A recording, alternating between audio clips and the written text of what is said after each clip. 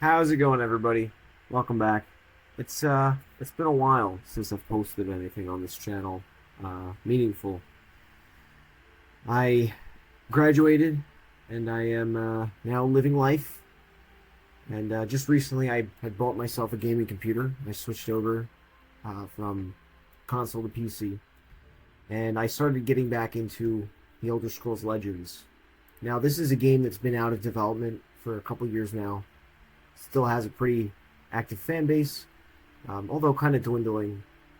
But I've always loved this game, and I kind of came back to it recently. I've been playing around with it, and I figured now would be a good time. Now that development has been ceased, no new cards have been released.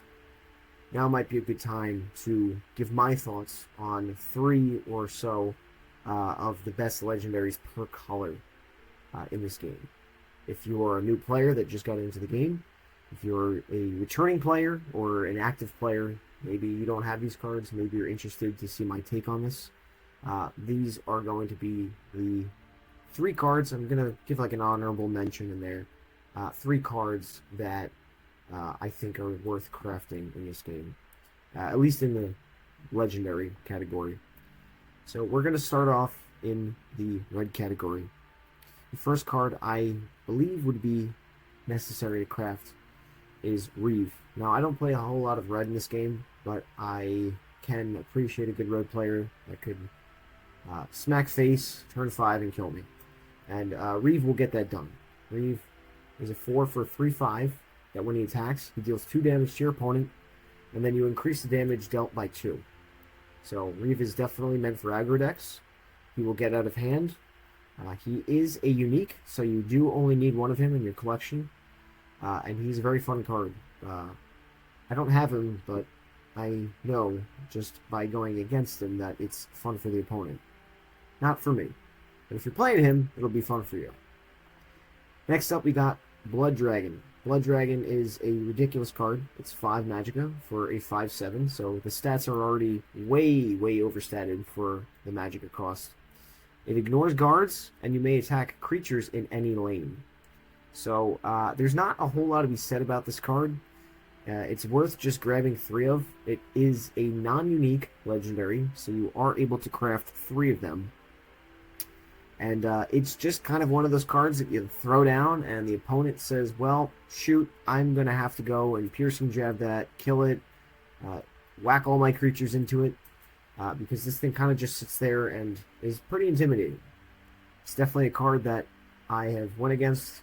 It's not fun, but it's a very good card. So I would consider crafting 3 copies of these if you do plan on playing red in this game. And I believe the final card I wanted to touch on is the Red Year. I do not have this card, but this is a fantastic piece of removal in red. It costs 10 Magicka, and it deals 10 damage to each creature. So there's going to be times when this kills everything, and there's going to be times when this actually does not kill everything.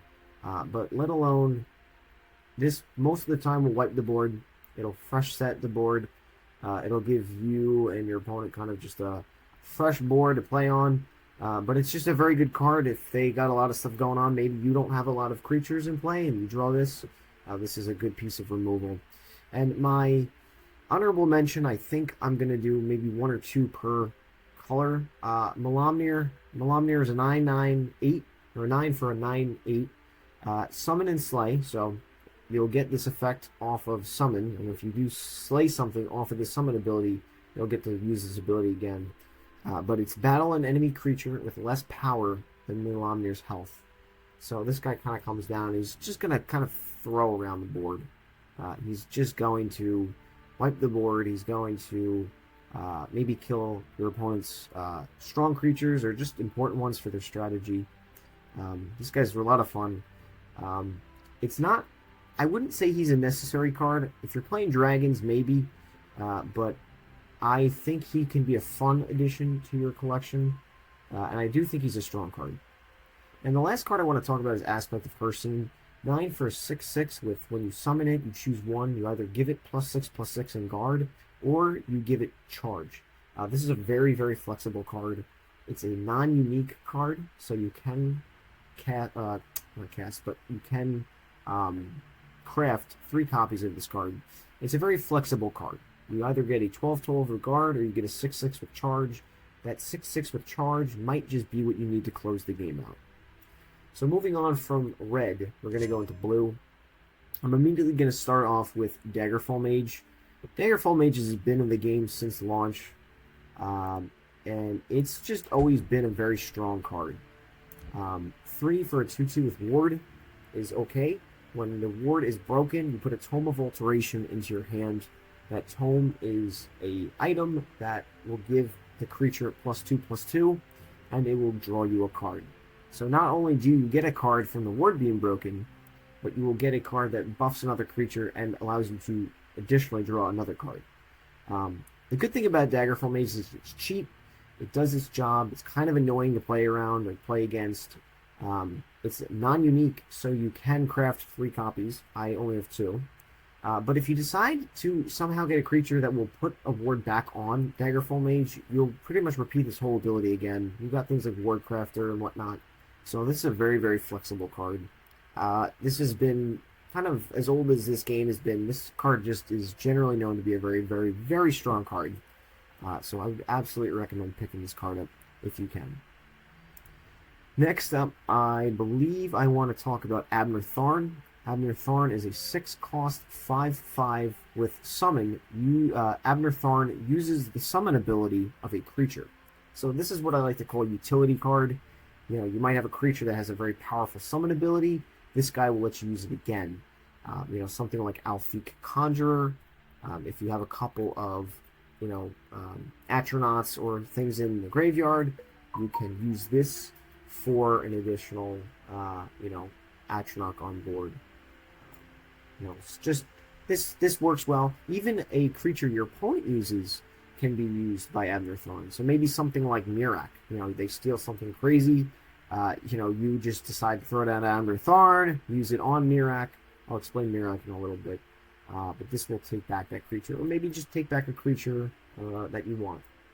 Or it will just use the ability of anything that's on the board. So this guy's good. I would recommend crafting him. He is a unique, so you do have just a little bit of, non-worrying to do about getting all the copies. Ancano, another one like Daggerfall Mage. This guy's been around forever. He's always been known to be good. 8 for a 5/5 with breakthrough is okay. Summon, deal 5 damage. That's the biggest thing. And your actions have breakthrough. The idea that this can kind of come down, deal 5 damage, and probably close out the game by then is great. Even if that's not the case, even if you just deal 5 damage to face, you have something like Lightning Bolt, off Prophecy, killing something. Maybe that damage goes, through with breakthrough. Whatever the case is, Ancano is definitely a card that is worthwhile. And the next card I want to talk about is Supreme Atromancer. This is another card just like Daggerfall Mage and Ancano. This has been around forever. It's a 10-cost 3/3 that when you summon it, it summons a Flame Atronach in each lane, which is a 5/3 with breakthrough. And when you summon another creature, deal 2 damage to your opponent. So this is definitely one of those cards that you throw down, your opponent goes, oh my goodness, they have Supreme Atromancer, I gotta get rid of that. But you still also have 5/3s in each lane. This also gets ridiculous if you can somehow keep playing copies of it. I think one time I was playing one of the DLCs, and I had like 3 of these on board. It just, everybody started slinging firebolts around. It was crazy. Very good card. The honorable mention card I want to talk about is Thorana. Thorana is very, very strong. 5 for a 3/8 after you play an action. Shuffle 3 0-cost copies of that action into your deck. She is definitely a kill on sight card. You do not want to let her gain too much value. But very good card. I would highly recommend crafting this one too. And I think that's going to wrap it up for blue. Moving on to yellow. I don't play a whole lot of yellow, so I'm just going to give my thoughts on what I can confidently say I see the most of in decks. Something like Descendant of Alkosh is a 1 for 1/1 Pilfer, +1/+1, and it gains a random keyword. If you're running a Pilfer deck, this is great. Even on its own, it's pretty good. It's kind of a scary thing. You really don't want to let this thing get, pop off and grab a bunch of keywords and a bunch of +1/+1 counters. This thing will grow and it'll get very chaotic real fast. I think the first card I want to talk about is Undying Dragon. I think this card is good on its own, even if you're not running a Drain deck. 6 for 5/5 with Drain is good. And then +5/+5 while you have 30 or more health. This thing will do that job for you. And if you are running a Drain deck, odds are this thing will come down as a 10-10 for 5, 10-10 for 6 with Drain. So this thing will get out of hand real fast. It is not a unique, so you are going to have to craft 3 copies of this if you want it to be as effective as it can be. The first real card I want to talk about, though, is Dawn's Wrath. Dawn's Wrath is one of those cards, again, that's been in the game forever. 8 Magicka, destroy all creatures in a lane. This is pretty self-explanatory. It's a board wipe in a lane. Does what it needs to do. It's kind of annoying to get, to have the opponent use it against you, but it's a great card. I'd recommend crafting it. This is definitely one that I would recommend crafting. And I guess the next card, I don't really play too much of yellow, so I don't know. A lot of yellow cards are very niche. It relies a lot on strategy. Maybe Ebonheart Oracle. But the last card I really want to talk about is Miraak. Miraak, again, is one of those cards that's been in the game forever. 11 for a 5/5 is pretty bad, but summon, steal an enemy creature. It's pretty simple, but it's very, very effective. This guy comes down, you're dreading that creature that they're going to steal, and oftentimes they're going to steal something very, very big. It just sucks to play against. It really does. So I would definitely recommend crafting this guy. I would probably craft him first, if anything. If you're going to play yellow, play Miraak. Miraak's always a good choice to just throw in there. He works. He does his job. He's not used in every single yellow deck, but when he is used in most decks, I would assume he's worth it. Alright, green. Now, I play mostly green and black, purple in this game, so I can talk confidently about these colors. Definitely, first card is Ungolem. 1 for a 1/1. Summon, shuffle 3 Brotherhood Assassins into your deck. This is a great card. It's definitely one of those cards that works when it works, and it works most of the time. The Brotherhood Assassins are 3/3s with lethal, and when you summon them, you draw a card and they cost 1. So they're definitely very strong creatures for the Magicka cost.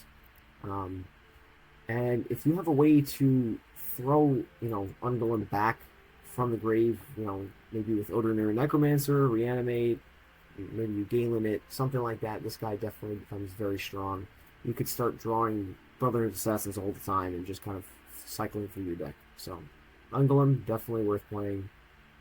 Great card. Next up, we're going to go and talk about Razum-Dar. Now, this guy I was very skeptical about at the beginning. I didn't really care too much about him until I started playing with him, and then I realized how broken Razum-Dar is. 7 for a 4/3 with charge is kind of okay, but you draw a card, or you draw a copy of the first card your opponent draws each turn. So I'm just going to lay it down real quick. I'm going to talk about why this guy's good. You're going to play this, you're going to charge at face, so you're going to hurt the opponent, you're going to hit the opponent, and you're going to try and make sure you can break a rune. If you break a rune, they draw a card off of the rune being broken. Razum-Dar will also draw a copy of that card. You go ahead, you pass turn, they draw their first card, they draw their card per turn, you also draw their card per turn. So basically what you're getting is a 4/3 that's going to deal 4 damage. Hopefully break a rune, which you kind of want to break a rune. It's going to let you draw a card, and then you're going to draw another card off of the start of the opponent's turn. It's definitely worth playing. It's definitely worth crafting. It's a unique, so you only need to craft one of these guys. But for the Magicka cost, there's just a total crazy amount of power and generation and whatnot in this card. You're just going to generate a lot of value from this card. So easily, this guy I would say craft immediately. He's probably the best card I'm going to talk about in this color category. One last card I want to talk about, and I would kind of want to refer back to Razum-Dar. Tazcad kind of does the same thing in a way. 9 for a 6/6 with breakthrough and charge. That's okay. That's pretty good actually. And the last gasp is that you summon a 4/4 Durzog. This guy was kind of the original Rosendar. He was pretty much the guy you threw in your deck if you're playing green.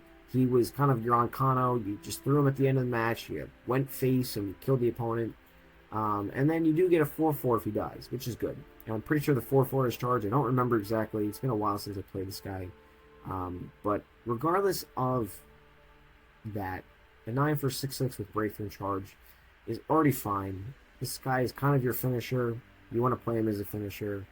But like I said, I would probably prioritize getting Rosendar. There's just more value with Rosendar than there is Tazcad. But like I said, we're looking at a couple cards per color. So Ungolem, Rosendar, Tazcad, and then I would say my my kind of honorable mention is Keenroll Burglar. This thing is horrifying just to play against. 6 for a 4/4 with Drain is already good. And then Pilfer, if you deal your damage to your opponent, it gets +4/+4. So you can see how ridiculous this ends up getting. You know, if you hit face, if you throw us in the Shadow Lane for a turn, they don't kill it. You hit face, you get +4/+4. So now it's an 8/8 with Drain, and you already got that 4 from the initial Drain. This thing will keep growing if you don't kill it. And the fact that it is not a unique means that you could have 3 copies of this in your deck. Even if you're not playing Pilfer, this thing is still horrifying to throw down because this thing will definitely put your opponent in all sorts of chaos and shambles because they do not want to deal with this. So this is also another good card. I would say craft this as well. Moving into purple. Now, I am going to talk about 3 cards in purple, but I am going to put one of them in its own category, which is Galen. Galen is locked behind a DLC that you can save up the gold in the game to buy. But this guy is too good not to talk about. Galen is 3 for 3/3, and when you summon him, you choose a creature or item in your hand, and you shuffle 3 copies of it with +3/+3 into your deck. This guy is busted. Straight up busted. For new players that don't understand how good this guy is, take something like Faded Wraith. Faded Wraith is 5 for 1/3. When you summon, draw cards equal to Faded Wraith's power. Okay, that's not great on its own. You're throwing this down for 5 Magicka to get a 1/3 and draw a card. There are better things to play. Now, if you draw it off of Galen's ability, now you have a 5 Magicka for 6. Now, read this ability. Now you're going to draw 4 cards. Now, even if you don't have something as ridiculous as that, getting something like Doomcrag Vampire, a 7/7 for 6 with lethal, is unbelievably strong. The Gatekeeper, 5 Magicka for now, what, a 9/9 with guard, and only 1 creature in this lane can attack each turn. Even something like Ungolem.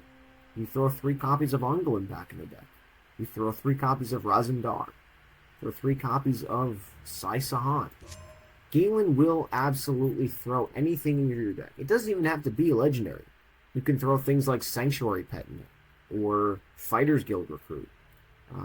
Whatever you want. Galen is such a unique card, and he is, in fact, a unique, so you can only have 1 in your deck.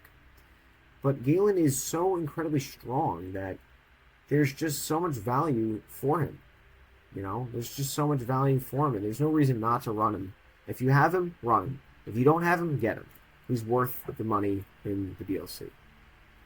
The first real card I want to talk about, though, that you could just get from packs and playing is Odor Necromancer. This is another card like Galen. I can't even begin to describe how incredibly powerful this card is. 6 for 3/3, and it has a summon ability, which is summon a creature from your discard pile with less power than Odor Necromancer. So, right off the rip, this will get back, I don't know, Faded Wraith, or Lucian Lachance, or Cicero, or, you know, something like Thorn Hissmage, which has 2 power, right? This guy will get back a lot of important stuff, even if it's little common stuff. The fact that you're paying 6 Magicka for a 3/3 body that's getting you some sort of utility tool back, or just a good creature, is very strong. Now, pair that up with Galen, you're throwing 3 copies of this back into your deck as +3/+3, so it would make it a 6/6. Now, you can summon, well, anything. Doomcrag Vampire. Bone Colossus, you know, Zumang Fung, I don't know, Varen, you know, Vivek, Joffrey, uh, you know, the list goes on. My point is, this guy will generate so much value, even if you don't get the Galen trigger or the Galen proc. Even if you just grab something that's 2 or less, there's still going to be value. I mean, look at the card we reviewed earlier, Daggerfall Mage, 2 or less. That's 2. So you get for 6 Magicka a 3/3 body that gets you a 2/2 with Ward, and it's going to give you that Tome of Alteration, which buffs something and gives you another card.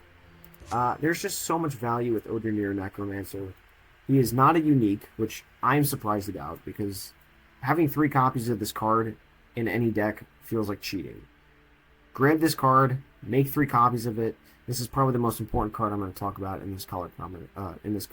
This guy is ridiculous. Moving on, I am going to talk about Blood Magic Lord. Blood Magic Lord is a 9 for 6/6, summon and slay. Put a random Blood Magic spell into your hand. Now, the Blood Magic spells are 2 cost actions. One of them is a 5/5 with guard. One of them is shackle all enemy creatures. I don't remember if it's an Elaine or if it's all enemy creatures, but it's one of those. One of them is deal 5 damage to your opponent and you gain 5 life. And then one of them is play a creature from each graveyard. So even if you decide to throw this down for 9 Magicka, you'll have a 6/6 body and you'll still get a Blood Magic spell. And then if you do decide to somehow, you know, kill something, if they don't immediately kill us, which they pretty much always do, you'll, you know, get that Blood Magic spell into your hand if you do end up slaying something. This is another great target for Galen. You know, throw in more Blood Magic Lords. If you have 3 in your deck, throw 3 more in as 9/9s. That's a scary sight. I would definitely say grab this guy as well. And then the last card I'm going to talk about, I actually don't have it surprisingly, is going to be Night Talon Lord. Night Talon Lord is 9 for an 8/8 with Drain and Slay. You summon the slain creature. This is kind of, these two I believe were like comparable. I think you either get one of these or one of these in the campaign or something like that. I forget, but both of them are very strong. They're very strong. This guy is extremely scary. He's almost like the Chemo Burglar, where if you don't take care of him, he's just going to start getting out of hand, and he will. He will absolutely get out of hand real fast. There's not much to be said. He's going to gain you life. He's going to kill something and grab that creature, and he summons it. So it's not like he just steals it. He's going to summon that creature. So if that creature has any summon abilities, they're going to trigger, which is great. And, you know, everything else here is fine. Reanimate, Metamarco, Iron Shock. These are all fun cards. But I would say definitely grab Galen. Definitely grab 3 copies of this guy. And then definitely grab some Blood Magic Lords. And definitely some Night Talon Lords. Going over to multicolor, this is a little bit more subjective. These, I guess, are more geared towards if you're playing some sort of multicolored deck. It's a little bit hard to say what's good and what's bad. Most multicolored decks could just run whatever respective color identity they're playing is. You know, so if you're running a yellow-green Pilfer deck, you're going to want to play Chimera. You know, if I am playing a, green, purple Scout deck, Red Brahmin could fit in there. It's not the case for everything. Sometimes you don't want to, but, most times it doesn't hurt to just throw the multicolored cards in there because they're all pretty good. Some of them are better than others, but they're all pretty good. And then we're going to go over to colorless. Before I even say anything, you got to get 16 copies of Enduring... No, I'm joking. You can't. This card is ridiculous. Not in a good way. It's just a meme. I have a premium and a normal one, and you can't get rid of it. It's supposed to be a meme. But yeah, I just gotta mess around. This is fun to, mess around with this card. But anyways, the cards I want to talk about.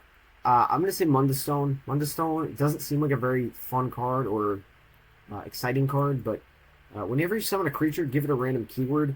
That straight up has won me games before. You know, things that should not have lethal have lethal. Things that should not have drain have drain. Things that should not have charge, well, have charge. It's all random, so sometimes you can get something that doesn't need drain that has drain, or something that doesn't need charge that gets charge.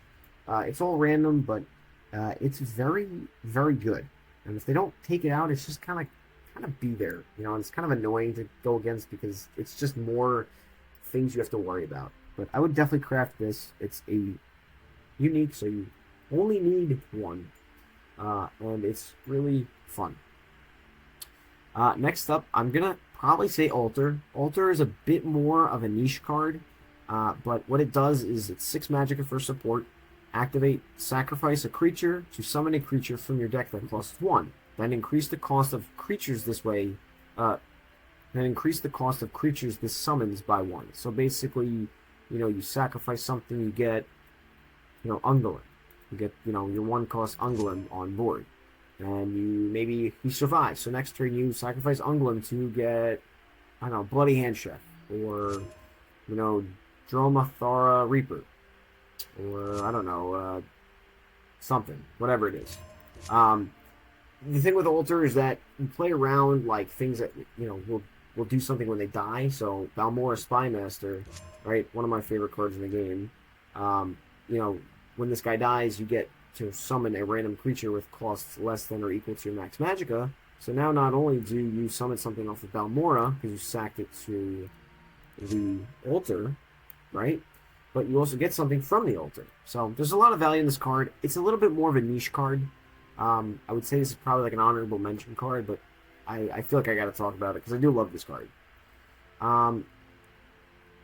Here's where the situation lies with colorless cards. I would kind of highly suggest just getting all 3 of what I call the big 3 or the big 3 dragons, which is Odahviing, Paarthurnax, and Alduin. Definitely Odahviing. I would say definitely Odahviing. Odahviing's fine to run in pretty much any deck. He doesn't need to be in a dragon deck. Summon, deal 4 damage to all enemy creatures. That's just good. It just works. And yeah, it's a little bit pricey, but you know, it's a 10/10 that deals 4 damage. So odds are you're gonna kind of wipe the board, hopefully, and you're gonna have a big dragon on board. I was really lucky to get this super sweet premium version from a pack way back when. I think I actually have the video on my channel. Maybe I'll go and link it in the description. But they're all uniques, so you only have to craft one of these guys. Paarthurnax, this guy's a little bit more niche. 12 for 9/9. Summon, put 3 random shouts into your hand and reduce their costs to 0. This is just a little bit of a, you know, kind of strategy niche card. You're not always going to want to run this guy, but I kind of throw him in most of my decks that use the big 3 just because he's fun to play. And then Alduin, of course, Alduin is one of the most ridiculous cards in the game. 20 magicka for a 12/12. It costs 2 less for each dragon in your discard pile. And summon, destroy all other creatures. At the start of your turn, summon a random dragon from your discard pile.